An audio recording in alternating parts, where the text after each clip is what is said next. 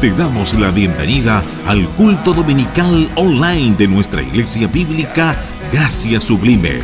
Desde la ciudad de Chillán, te invitamos a adorar el nombre de Dios y escuchar su palabra por medio de nuestro pastor, Pablo Sepúlveda Concha. Déjanos tus saludos, comentarios y pedidos de oración. Bienvenido. Gracias sublime, perfecto es tu amor.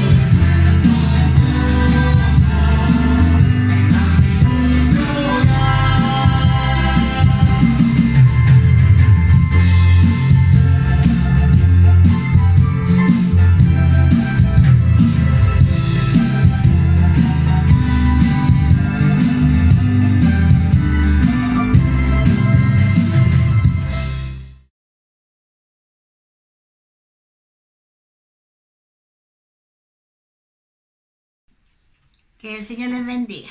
Antes que todo quiero saludar a los hermanos de nuestra congregación y también a los hermanos de diferentes congregaciones que nos escuchan, que siempre están con nosotros, ¿no es cierto?, compartiendo los devocionales, los cultos. Que el Señor les bendiga mucho y esperando que el Señor el día de hoy esté guardando su familia y a cada uno de ustedes. Sabemos que estos son tiempos difíciles y es aún más cuando nosotros tenemos que acercarnos al Señor y estar aferrados de su mano, porque solamente Él es el único que nos puede guardar y proteger en estos tiempos de pandemia. Vamos a leer el devocional del día de hoy, que se encuentra en Filipenses capítulo 2, versículo 12. Tiene por título Luminares en el mundo. Dice: por tanto, amados míos, como siempre habéis obedecido, no como en mi presencia solamente, sino mucho más ahora en mi ausencia, ocupaos en vuestra salvación con temor y temblor, porque Dios es que en vosotros produce así el querer como el hacer por su buena voluntad. Haced todo sin murmuraciones y contienda, para que seáis irreprensibles y sencillos, hijos de Dios sin manchas, en medio de una generación maligna y perversa, en medio de la cual resplandecéis como luminares en el mundo, asidos de la palabra de vida, para que en el día de Cristo yo pueda gloriarme de que no he corrido en vano, ni en vano he trabajado. Y aunque sea derramado en libación sobre el sacrificio y servicio de vuestra fe, me gozo y regocijo con todos vosotros. Asimismo gozaos y regocijaos también vosotros contigo. Amén. Que el Señor les bendiga.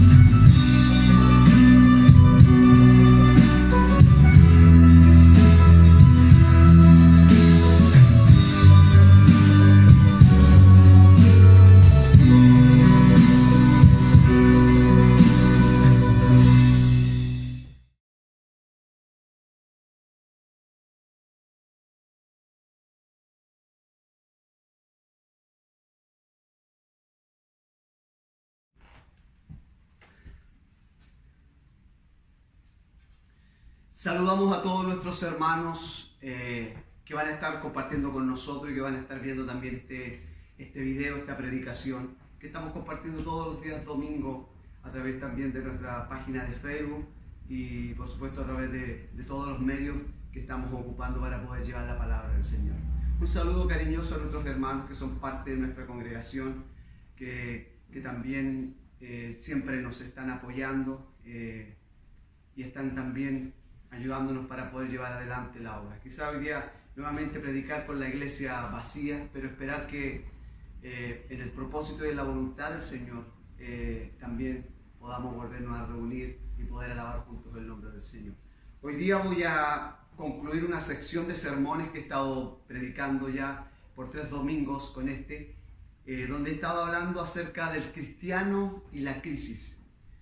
Y he estado ministrando la actitud que debe tener el cristiano frente a las crisis, ya sean crisis económicas, que es lo que hoy estamos viviendo, por decirlo así, con el desempleo, con la enfermedad, y en fin, esta crisis económica mundial y que de una u otra manera va a traer grandes consecuencias a través de esta pandemia que también ha llegado no solo a nuestro país sino al mundo entero. Y hoy voy a compartir el sermón número 3, que vamos a hablar de un gozo indescriptible, un gozo que solamente los creyentes, los verdaderos cristianos, los verdaderos hijos de Dios pueden tener en su vida, pueden experimentar en medio de las pruebas y en medio de las aflicciones. Así que quiero leer un texto que he estado ocupando ya en estos días o en estos sermones y que aparece en 1 Tesalonicenses, y voy a volverlo a leer hoy. 1 Tesalonicenses capítulo 5 versículo 16, y dice así la palabra del Señor: regocijaos siempre, orar sin cesar, y dar gracias en todo, porque esta es la voluntad de Dios para con vosotros en Cristo Jesús. Quiero invitarles a orar un momento. Señor, quiero agradecerte primeramente porque me permites un día más, Señor, poder estar en este lugar, el cual tú has permitido, en el cual podemos predicar tu palabra, pero estamos aquí solo por la obra gloriosa que hiciste en nuestras vidas, Señor. De lo contrario, Señor, Padre mío, estaríamos, Señor, en la angustia, en la aflicción, Señor, en la desesperación, Señor amado, pero hoy, gracias a esa obra gloriosa que hiciste en la cruz del Calvario, Señor, estamos aquí, Señor, para predicar tu palabra. Gracias por amarnos, gracias por perdonarnos, Señor, y gracias, Señor, porque a pesar de que conocías nuestra vida, cómo íbamos a hacer, nos amaste en Cristo Jesús. Padre, te pido que tu Espíritu Santo nos asista en esta hora para compartir tu palabra y que este mensaje, Señor, pueda no solo llegar a nuestra cabeza, Señor, sino a nuestro corazón, Padre. Gracias en el nombre de Jesús. Amén. Bien, entonces, como dije, vamos a hablar entonces y vamos a compartir un poquitito acerca de el cristiano y la crisis. Yo he estado compartiendo, y quiero un poquitito, 10 verdades de cómo el cristiano puede mantener una actitud de gozo delante del Señor. Y para poder entender o poder comprender esa actitud, que no es algo que yo debo aprender, mejor dicho, sino que es algo que yo debo practicar, hablando del creyente. Y lo primero que estuvimos viendo para que un cristiano pueda mantener esa actitud de gozo frente a la crisis, al problema, a la aflicción, a la dificultad, el primer sermón estuvimos hablando acerca de que todo es de Dios. Cuando yo entiendo que todo le pertenece a Dios, entonces mi gozo va a ser algo constante. Y voy a entender que como todo es de Dios, debo darle gracias a Dios en todo. También entender que la generosidad de Dios, que fue también lo que vimos, que Dios es tan generoso que, mira, que todo lo que es de Él permite que yo lo llame mío, mi casa, mi familia, mi esposa, mis hijos. Dios es generoso.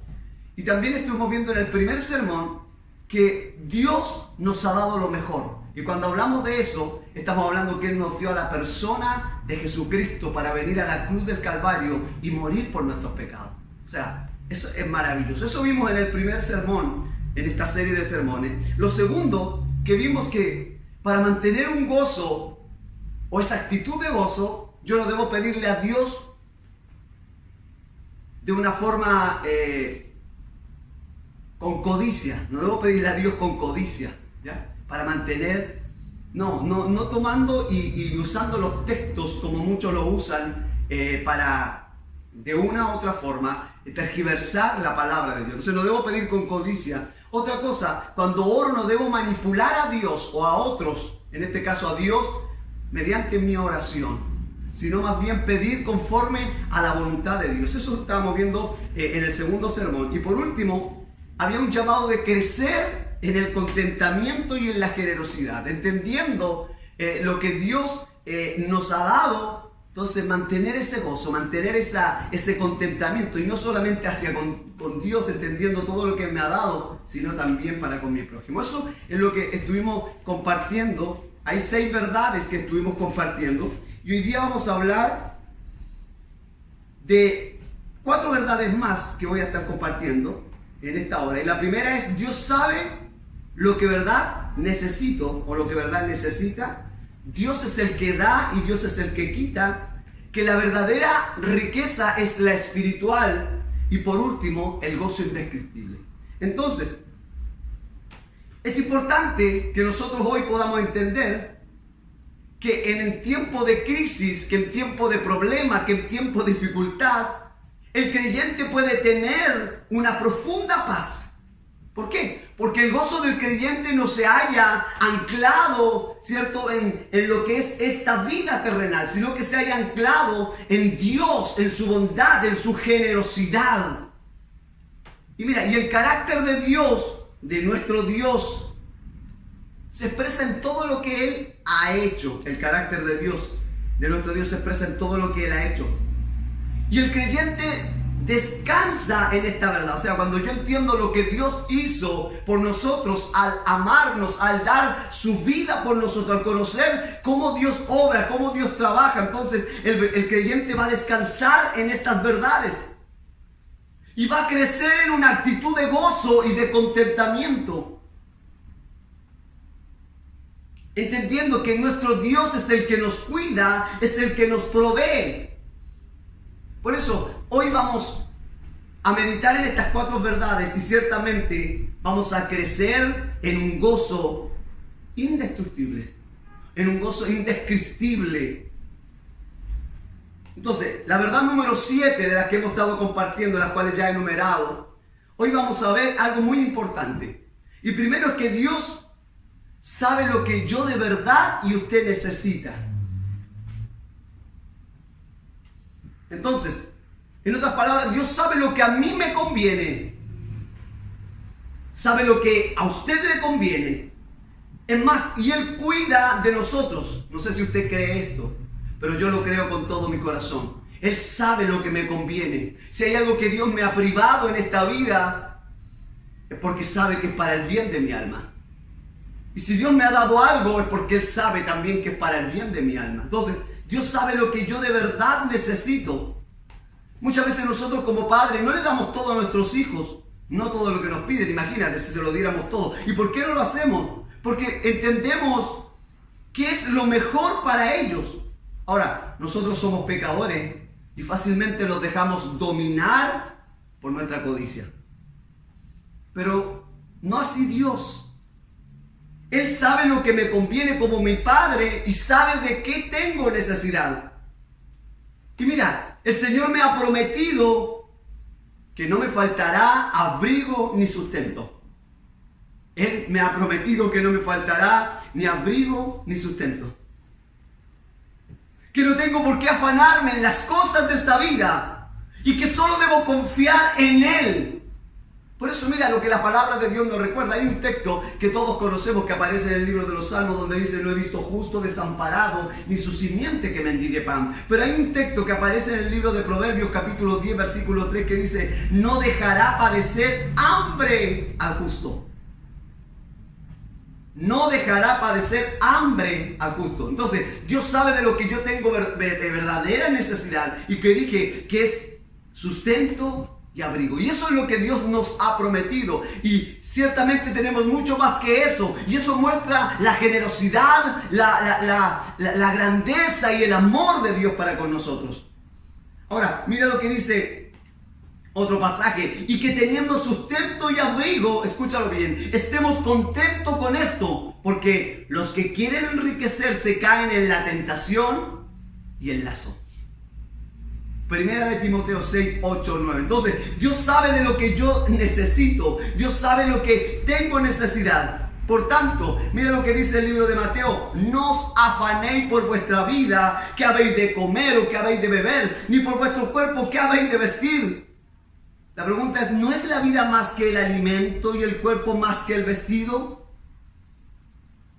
Mira las aves del cielo, que no siembran ni ciegan, ni recogen en granero, y vuestro Padre Celestial las alimenta. Y mira lo que dice, ¿no valéis vosotros mucho más que ellas o que estos? Mateo 6, 25, 26. Entonces, no os afanéis por lo que habéis de comer o lo que habéis de vestir. Jesús ha prometido, y mira, suplir nuestras mayores necesidades, que son nuestra alimentación y nuestro vestuario. Ahora, todo lo demás que tenemos, y como lo dice el libro de los Salmos, hablando allí David, hablándole a su alma, alaba alma mía Jehová y no olviden ninguno de sus beneficios. Y él menciona, es el que harta nuestra vida de bienes, harta nuestra vida. Él es el que perdona todo tu pecado, Él es el que sana toda tu dolencia, y Él es el que harta tu vida de cosas maravillosas, de tal modo que te rejuvenezcas como el águila. Todo lo que tenemos de más, aparte del abrigo de sustentos, la gracia de Dios derramada sobre nosotros, la providencia de Dios para el mundo entero. Qué bendito es el nombre del Señor. Entonces, la verdad número 7, para mantener una actitud de gozo frente a la dificultad, frente a la adversidad, frente al conflicto que podamos vivir, es que Dios sabe lo que yo tengo necesidad. Mira, la verdad número 8 es una verdad maravillosa y quiero que hoy la podamos entender, y espero que la entiendas o que ya la hayas entendido, que Dios es el que da y Dios también es el que quita. Hay muchas frases cliché que hoy están dentro del mundo religioso y que no son conforme a la palabra del Señor, y muchos usan Dios no es un Dios que castiga, no, Dios no hará nada que te perjudique en tu vida, y no es así. ¿En qué sentido? En el sentido de que Dios hace algo que yo veo, creo que me ha perjudicado, pero verdaderamente Él está obrando para, aleluya, librar mi alma de las manos del cazador, o de las manos de Satanás, o del enemigo que tenemos, o de nosotros mismos muchas veces, de nuestro propio corazón. Entonces, aunque nos parezca extraño, mira, Dios es el que nos priva de las cosas materiales, o de algunas cosas materiales. Y es importante recordar esto, que aunque parece algo poco enredoso, pero mira, todo lo que tienes, lo tienes porque Dios te lo ha dado. Ahora, lo que no tenemos o lo que no tienes es porque Dios no te lo da. Y si hay algo que en un momento tuviste y ahora no lo tienes, es porque Dios te lo ha quitado. Espero que lo hayas podido comprender. O sea, lo que tienes es lo que Dios te ha dado. Lo que no tienes es lo que Él no te ha querido dar. Y si hay algo que tenías y ahora no lo tienes, es porque Dios te lo ha quitado. En otras palabras, como dijo Job, el Señor dio y el Señor quitó. Fue Dios quien me bendijo materialmente, como lo era Job, y lo he explicado en estos sermones. Job era un hombre justo, era un hombre piadoso, pero era un hombre rico. O sea, en otras palabras, tú puedes ser un hombre justo, un hombre piadoso y tener mucho, o ser un hombre rico. La cuestión es, el problema es, como lo hablaba el sermón anterior, amar el dinero. Ese es el problema en el hombre. Es como lo que decía, cuando el pueblo de Israel, Dios le permite tomar todos las joyas, el oro de Egipto cuando salen de allí. Pero ¿qué hacen ellos? Ellos llegan al desierto, funden el oro y hacen un becerro de oro para adorarlo. Yo decía, ¿qué estamos haciendo nosotros con las bendiciones de Dios? ¿La estamos adorando? ¿Estás haciendo ídolos de lo que Dios te da? Entonces, todo lo que Dios nos ha dado, o lo que tenemos, es porque Él lo ha dado. Lo que no tenemos es porque Él no ha querido que lo tengamos. Y si hay algo que tuvimos y ahora no lo tenemos, es Dios que lo ha quitado. Y es tan normal que un padre dé cosas a sus hijos. Y es normal que un padre le quite las cosas de las manos de sus hijos, si Él lo considera oportuno. Ahora, no hemos de gozar en las cosas que Dios nos da. ¿Quién no se goza? Porque sus bendiciones son señales de bondad y de cuidado para con nosotros. Pero la pregunta es cuando Dios nos quita. Quiero decirte que Él sigue siendo nuestro Padre amoroso. Él sigue siendo nuestro Dios y nuestro Señor. Y quien al día sabe, como decía el primer punto de hoy, de lo que verdaderamente necesito. Entonces, Dios es quien permite una crisis económica y un tiempo de escasez. Lo que estamos viviendo hoy, o lo que seguiremos viviendo, lo que tú puedes estar viviendo en tu hogar, en tu familia, es algo que Dios lo ha permitido.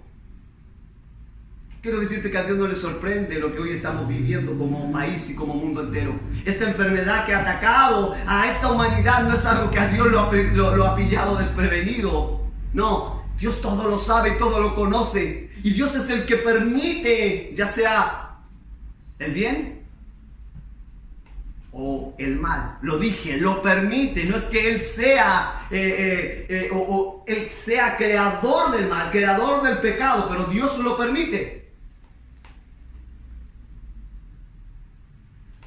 Entonces, esta segunda verdad que hemos estado viendo, Dios es el que da y Dios es el que quita. Ahora, si tú estás sin trabajo, si tú estás viviendo una crisis económica, un tiempo de escasez, ahora, ¿qué espera Dios de este mundo? ¿Qué espera Dios de nosotros, de esta sociedad? Es que nos volvamos a Dios. Y quiero decirte, hermano, si tú has perdido tu trabajo, si estás sufriendo de privaciones, si estás en dificultades, entonces estás como José en el pozo, o estás como Jonás en el pez, o quizás estás como Pablo en la cárcel allí en sus últimos días. Entonces, haz como ellos, clama al Señor. Señor, ¿qué quieres cambiar de mi corazón? ¿Sabes lo primero que decimos cuando vivimos a una dificultad? Señor, ¿por qué a mí? Señor, ¿por qué me pasa esto? Y también lo explicaba.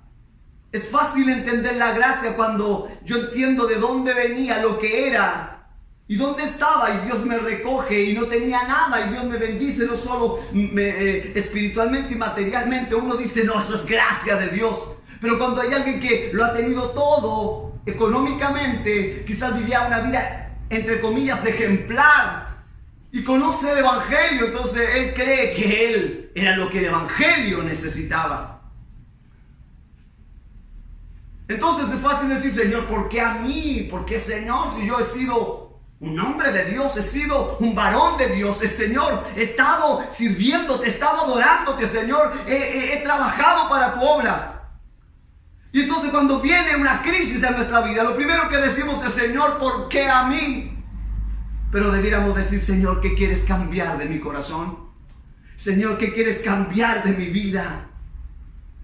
Señor, ¿cómo puedo crecer en confianza y en dependencia de ti? Señor, socórreme, ayúdame, porque como dijo el salmista, ¿a quién tengo yo en los cielos sino a ti? Y fuera de ti nada deseo en la tierra. Salmo 73, 25. Maravillosa verdad. Dios es el que da y Dios es el que quita. Verdad número 9. La verdadera riqueza es la espiritual. Y eso sí que es causa de gozo. Eso sí que es causa de alegría. ¿Sabe? Cuando nos faltan las bendiciones materiales, es el mejor momento para centrarnos o poner nuestra atención en las bendiciones espirituales. Es como si la niebla se disipara y pudiéramos ver. Y ver mejor el horizonte. Dios es el que te da todas las cosas. Dios es el que te priva, como lo dije, de toda la cosa. Y cuando Dios te quita aquello que te puede quitar, es porque quiere que fijemos nuestros ojos, como lo dice la Escritura, en el autor y consumador de nuestra fe. Dios quiere que miremos fijamente en lo que nunca nos va a quitar, que es la riqueza o la grandeza de ese tesoro celestial. ¿Sabe? Cuando yo veo eso, es un tiempo para dejar de lado las pequeñeces de esta vida y mirar a la ciudad eterna, cuyas puertas son de perla, cuyas calles son de oro. Y sabes, cuando tú miras hacia allá, entonces te das cuenta de que, aleluya, lo de la tierra es como nada. Mira las cosas de esta vida como nada. Vemos que el dinero es menos de lo que nosotros pensamos, o las cosas materiales. Y entonces se establece una profunda comunicación espiritual entre el creyente y Dios. En ese momento en que Dios nos priva o Dios nos quita aquellas cosas materiales, ese es el momento donde nuestra mirada se centra en la verdadera herencia, el verdadero tesoro, la corona de justicia, la salvación eterna. Y ahí es donde la Escritura nos dice: no hagáis tesoros en la tierra, donde la polilla y el orín corrompen, y donde el ladrón mina ni hurtan. Sino haced tesoro en el cielo, donde ni la polilla ni el orín corrompen, y donde ladrones no minan ni hurtan, porque donde esté vuestro tesoro, allí estará también vuestro corazón. Y la pregunta es: ¿dónde está vuestro tesoro? Si está aquí en la tierra. Y como lo predicaba hace muchos sermones atrás, hablando cómo estará la iglesia cuando Cristo regrese, porque hay muchos que quisieran que el Señor no volviera, y hablo de creyentes, para poder realizar sus planes, para poder realizar lo que han planeado, para poder hacer lo que tanto anhelan. Entonces Dios no venga tan pronto. Si ese es tu pensamiento, entonces tu tesoro está en las cosas de la tierra, y allí está tu corazón. Pero si tu corazón está puesto, o tu tesoro está puesto en las cosas celestiales, en las cosas, aleluya, que un día veremos, entonces allí está también nuestro corazón. En un sermón decía, y lo vuelvo a repetir: en lo que nosotros más amamos es lo que más invertimos. O te lo digo de otra manera: ¿quieres saber lo que tú más amas? Es lo que más inviertes tu tiempo, tu dinero y toda tu vida. Eso es lo que tú más amas. Si tú inviertes en Cristo, si tú inviertes en su obra, si tú inviertes para poder crecer espiritualmente, ahí está entonces tu tesoro. Si tú ocupas tu tiempo en la oración, en la lectura bíblica, en meditar en Dios, en adorarle a Él, allí está entonces tu corazón. Y por último, quiero compartir esta verdad número 10. Y que nos habla del gozo que el cristiano tiene y que es indestructible. O sea, nadie lo puede destruir, el gozo del creyente. Y lo primero que viene a mí, a mi corazón en esta hora, es lo que le sucede a Pablo y Silas estando encarcelados. Pablo y Silas habían entendido estas verdades que yo he comprendido. Él sabía que todo era de Dios, que Dios era generoso, que Él era el que daba, que Él era el que quita, que no tenían que, aleluya, tener un corazón codicioso, y que no tenían que pedir manipulando a Dios. Allí en esa prisión, ¿qué hicieron? Comenzaron a cantar.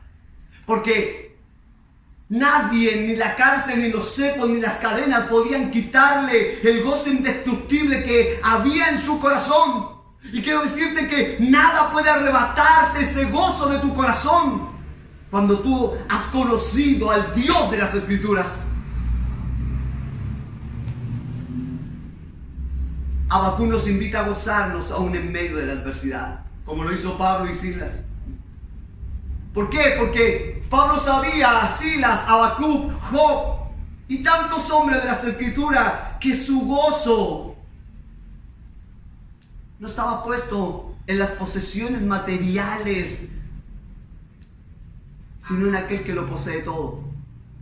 Cuando tu corazón está puesto, tu gozo está puesto allí en el que lo posee todo, entonces dirás como Habacuc: con todo yo me alegraré en Jehová y me gozaré en el Dios de mi salvación. Eso es lo que dice Habacuc 3, 17, 19. Mira, Moisés dejó su palacio en Egipto para servir a Dios en el desierto. Hebreo 11, 24, 28. Mira lo que dice, y quiero leerte, o al 28. Por la fe Moisés, hecho ya grande, escúchalo bien, rehusó llamarse hijo de la hija de Faraón. Y mira lo que escoge. Escogió antes ser maltratado con el pueblo de Dios. O sea, él prefirió el látigo, prefirió el maltrato antes que gozar del deleite temporal del pecado. Versículo 26, teniendo por mayor riqueza, escúchalo bien, el vituperio de Cristo que los tesoros de los egipcios.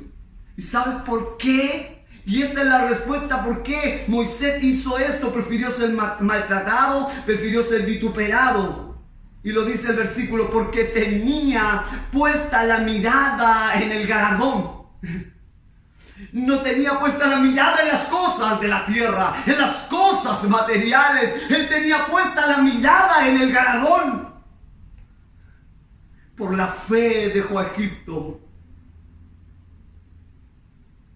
no temiendo la ira del rey, porque se sostuvo como viendo al invisible. Aleluya.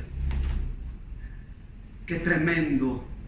Si hoy entendiéramos, si esto estuviera en nuestro corazón, entonces las crisis materiales o económicas, las crisis de enfermedad, no podrían quitarnos el gozo que hay en nuestro corazón, porque ese gozo es indestructible. José salió de la casa de su padre para ser esclavo en la casa de Potifar. Pero sabe, José nunca reclamó. Estuvo en la cárcel, fue esclavo, pero él nunca se quejó contra Dios. Fue tentado por la mujer de Potifar, pero él no cedió. Y me encantan las palabras que dice José. Él, aleluya, no cedió porque él era la esposa de Potifar, ni porque, ¿qué dirían si él provenía de una familia de renombre? No, él, aleluya, dijo: ¿cómo pecaría yo contra mi Dios? O sea, a lo que José le importaba era no ofender a Cristo, no ofender a Dios. No hacer las cosas porque, ¿qué van a decir? Va a ser un escándalo lo que voy a hacer. Oh, todos se van a enterar. ¿Y mi nombre dónde va a quedar? No, él lo hizo. ¿Cómo yo sería o haría tal cosa de pecar contra mi Dios? Eso es maravilloso, José. Nuevamente te menciona Job. Perdió todo lo que tenía y se mantuvo íntegro ante Dios. Mira lo que dice Job 2:10, que recibiremos de Dios el bien y el mal no lo recibiremos. En todo esto no pecó Job con sus labios. Pero mira estas palabras que él llega a decir en Job 13:15. He aquí, aunque él me matare, en él esperaré. Job sabía y entendía estas verdades que te estoy compartiéndote en estos sermones. Aunque él me matare, yo esperaré en él. Estaba tan confiado en Dios. Es la fe que tenía Abraham cuando Dios le dijo: toma tu hijo y sacrifícalo. Él no dudó en ningún instante de hacer aquel sacrificio, porque sabía que Dios era poderoso quizás para resucitarlo de entre los muertos. Pero él sabía que era Dios que le estaba ordenando. Pablo sufrió persecuciones y escasez, y Dios proveyó de todo lo necesario para él. Conocemos la vida de Pablo. Lo mencioné el sermón pasado. Elías se escondió de Jezabel en una cueva y el Señor le envió un cuervo que le traía comida. O sea, si seguimos revisando en la palabra de Dios, encontramos a muchos hijos de Él que vivieron grandes crisis, pero en medio de esa crisis se fortaleció su fe y Dios le proveyó de lo necesario. Porque ¿saben qué? Ellos no miraron las riquezas materiales, sino que miraron las riquezas espirituales de Dios, y su gozo y su paz fueron indestructibles. No sé si te lo has preguntado. No sé cuántas cosas has vivido en el Evangelio. No sé cuántas veces has padecido por Cristo, por seguirlo a Él en tu familia, en el trabajo, no sé dónde todo. Y a veces parece que te derrumbas, pero luego sientes una paz en tu corazón y sientes un gozo indestructible en tu vida que nadie lo puede destruir. Entonces, eres un verdadero creyente. Y se cumplen las palabras de Pablo que me encantan cuando él dice: ¿quién nos separará del amor de Cristo? Y perdona que cada sermón pueda nombrar esto, porque es el amor de Dios hacia nosotros. Para concluir este sermón, mira, quiero hablarte de la crisis más grande de la historia.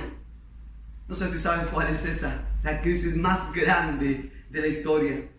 En estos minutos que me quedan, ¿sabes cuál es? El Rey del Universo dejó su trono. El Rey del Universo dejó su gloria. El Rey del Universo dejó su grandeza, dejó su riqueza infinita, sus ejércitos de ángeles. Se hizo pobre, se hizo indefenso, se hizo pequeño. El Hijo de Dios se hizo hombre.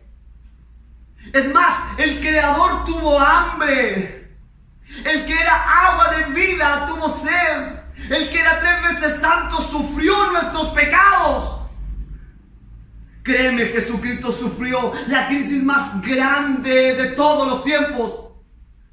Pero Él no la sufrió como tú o como yo. ¿Sabe por qué? Porque nosotros nos resistimos delante de las crisis y queremos evitarlas y queremos huir de ella y queremos salir y no queremos vivirla. Nosotros no queremos vivir las pruebas, no queremos vivir las crisis. Pero Cristo, sin embargo, sí quiso. Y gloria a Dios por eso.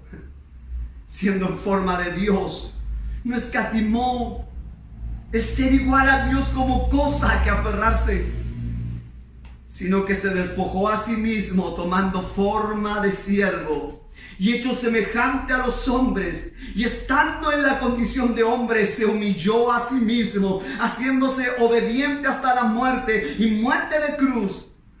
Por lo cual Dios también lo exaltó hasta lo sumo y le dio un nombre que es sobre todo nombre, para que en el nombre de Jesús se doble toda rodilla de lo que están en los cielos y en la tierra y debajo de la tierra, y toda lengua confiese que Jesucristo es el Señor, para la gloria de Dios Padre. ¿Saben? En estas palabras del apóstol, él nos explica, Pablo, la esencia de la humillación. Y quiero decirte que esa esencia no se resume diciéndose solamente que Dios se hizo hombre, aunque esa ya era una humillación. La esencia de la humillación se resume en que Dios se hizo siervo. En otras palabras, el Hijo de Dios fue enviado, Dios mismo, para que se hiciera siervo. Y sabes, y cuando pensamos en el recibimiento que tuvo el Creador del universo, nació en un pesebre. Las palabras de un profeta, del profeta menor, Miqueas: tú, Efraín, Belén, la más pequeña de todas las aldeas, la más pobre, la más insignificante, allí fue donde nació nuestro Salvador. En un establo donde, aleluya, estaban los animales, ahí nació. Pero si hubiéramos entendido, aleluya, verdaderamente quién Él era, si aquellos hubieran entendido quién verdaderamente Él era, entonces su recibimiento debería haber sido majestuoso. Pero no fue así. Si entendiéramos que Cristo vino para nuestro propio beneficio, entonces deberíamos haberlo recibido de otra forma. Lo que quiero explicar es que el rey se disfrazó de esclavo.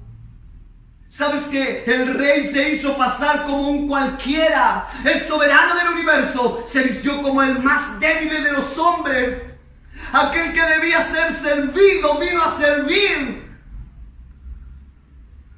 Eso fue lo que ocurrió. Y lo dice la Escritura, Marcos 10:45, porque el Hijo del Hombre no vino para ser servido, sino vino para servir. Ese mismo Cristo, ese mismo Dios se hizo siervo. Y son las propias palabras de Él aquí en Marcos. Él hace esta declaración. Él no vino para ser servido, sino para servir. Pero saben, la tendencia de nuestro corazón es todo lo contrario. Nosotros queremos ser servidos. Nosotros, los pastores, los líderes, los llamados siervos de Dios, queremos que los demás vengan y nos sirvan y nos den todo lo que tienen.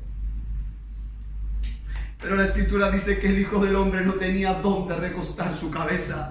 Él lo dijo: las zorras tienen guarida y las aves del cielo nido, pero el Hijo del Hombre no tiene dónde recostar su cabeza. Hoy los predicadores que hablan de prosperidad, pide con fe y lo recibirás, como lo decía el sermón anterior. Y si no lo has recibido es porque no lo has pedido con fe, o verdaderamente no eres verdaderamente bueno. Ese evangelio de prosperidad, que es un evangelio falso, y que de una manera tergiversa las Escrituras, diciendo que el verdadero creyente debe vivir la mejor vida, como lo dijo un predicador de esta índole: yo quiero el oro no allá en las calles de oro, yo quiero caminar aquí por calles de oro. Pero nuestro Señor, nuestro Salvador, vino para ser servido. Entró a Jerusalén en un pollino prestado, lo sepultaron en una tumba prestada, no tenía dónde dormir, pero lo hizo por ti y por mí. Quiero decirte que Cristo sufrió la crisis más grande de la historia. ¿Y sabes por qué? Porque esta crisis, esa renuncia, ese sacrificio, no lo podríamos hacer ni tú ni yo. Solo Él podía hacerlo. Él sufrió por ti. Dios el Padre le restauró. Y ahora todas sus riquezas celestiales son tuyas y mías por medio de la fe. Cree en el Señor Jesucristo y serás salvo. Y no necesariamente de tus problemas, no necesariamente de tus crisis cotidianas, pero sí del problema más grande e importante de tu vida: el pecado, que te separa de Dios. Ese es el problema más grande del hombre, el pecado. Jesús en los evangelios, cuando se presentaron algunos frente de Él buscando sanidad, Jesús le dijo: tus pecados te son perdonados, antes que la sanidad física. Por favor, es tiempo de que podamos entender que Cristo vino para rescatarnos de nuestro pecado. Por favor, no nos tomemos la gloria creyendo hacer uno y otro milagro y dándoselo a Dios, porque hoy todos quieren acreditarse los milagros que ocurren dentro de las iglesias y no se le da la verdadera gloria a Dios. El problema más grande en tu vida era el pecado y nos separaba de Dios. Y ese es el problema que debiera quitarnos el sueño. Eso de lo que debiera preocuparnos noche y día hasta hallar la solución, hasta poder encontrarte cara a cara con el Señor Jesucristo. Por eso Él dijo: venid a mí los que estáis trabajados y cargados, y yo os haré descansar. Mateo 11:28. Si tú eres creyente, Ahora, si no lo eres, entonces es el momento de que vengas a Cristo y te reconcilies con Él. Por eso quiero terminar con este texto. Estad siempre gozosos. Estad siempre gozosos. En todo instante, en todo momento, en todo lugar, a toda hora. Si has entendido la obra gloriosa de Cristo en tu vida, orar sin cesar. El gozo es algo importante en la vida del creyente, la oración es algo importante en la vida del creyente, pero también la gratitud. Dad gracias en todo, porque esta es la voluntad de Dios para con vosotros en Cristo Jesús. Amén y amén. Gracias, Señor, por este tiempo, este momento, Señor, por esta palabra, Señor. Gracias, Espíritu Santo, por asistirnos. Gracias por las pruebas, por las enfermedades, por las crisis, Señor, que hemos vivido en nuestra vida. Porque solo tú nos has sostenido. Solo tú, Señor, nos has mantenido en pie. Porque solo tu gracia, Señor, nos ha permitido permanecer. Te adora mi alma, te glorifica mi vida, Señor. Gracias, Padre, por darnos a Cristo. Gracias por amarnos y morir por nosotros en la cruz del Calvario. Permite que esta palabra pueda llegar a muchos corazones y a muchas vidas. Gracias, Espíritu Santo, por asistirnos. Padre, que tu gracia, que tu misericordia, la comunión de tu Espíritu sea con nosotros. Amén.